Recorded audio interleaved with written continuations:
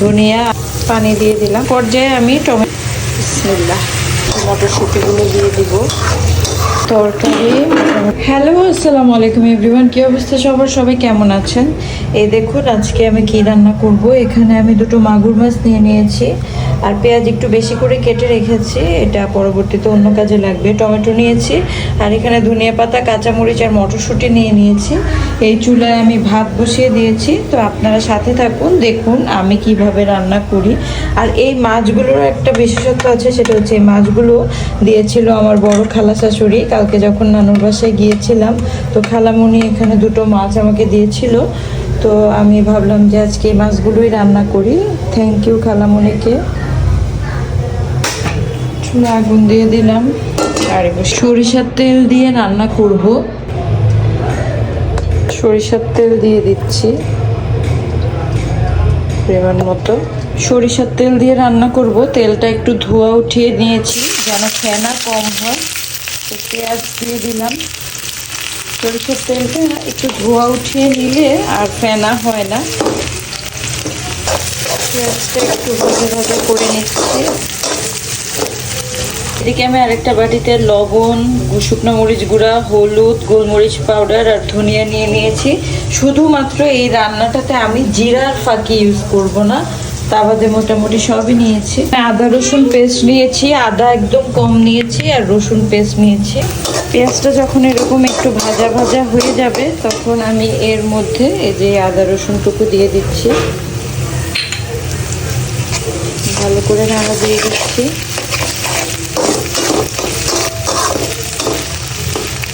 সব রকমের পাউডার আদা রসুন দেওয়ার পর লবণ, হলুদ, মরিচ, ধনিয়া আর গোলমরিচ পাউডার সব কিছু দিয়ে দিলাম।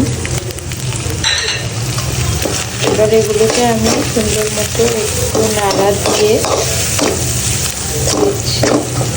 এর মধ্যে এখন আমি সামান্য পরিমাণে একটু পানি দিয়ে দিলাম মশলাটা কষানোর জন্য। চুলাটা কিন্তু মিডিয়াম লোতে থাকবে। একটা রান্না করতে গেলে মেইন হচ্ছে মশলা কষানো। মশলা কষানো যদি ভালো হয় সেই রান্না অনেক মজা হয়, আর মশলা থেকে যদি কষানোটা ভালো না হয় তাহলে একটা কাঁচা কাঁচা আদা রসুন হলুদ মরিচের স্মেল আসে, সেটা খুবই পচা লাগে। পর্যায়ে আমি টমেটোগুলো দিয়ে দিচ্ছি। এই টমেটোগুলো খাগড়াছড়ি থেকে আনা, আমার আম্মুর গাছের টমেটো। বিসমিল্লাহ।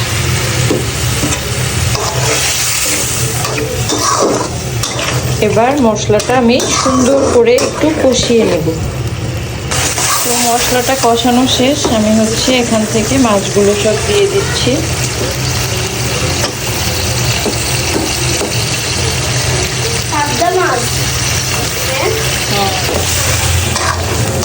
মাছটা ভালো করে কষিয়ে নেব।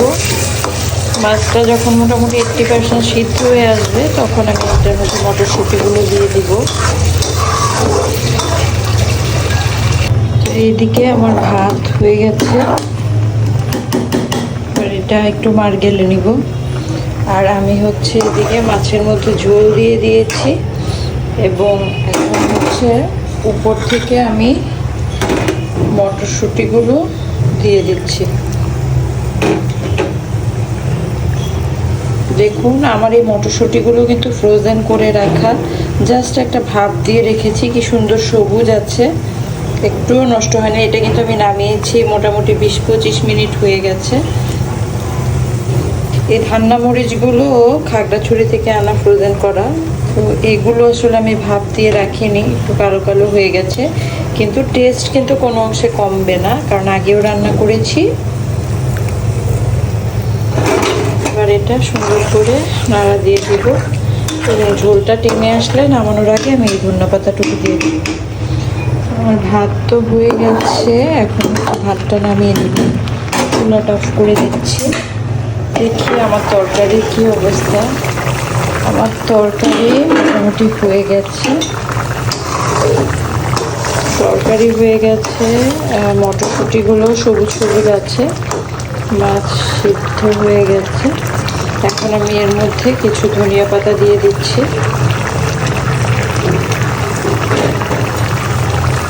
খুব সুন্দর একটা স্মেল বের হচ্ছে।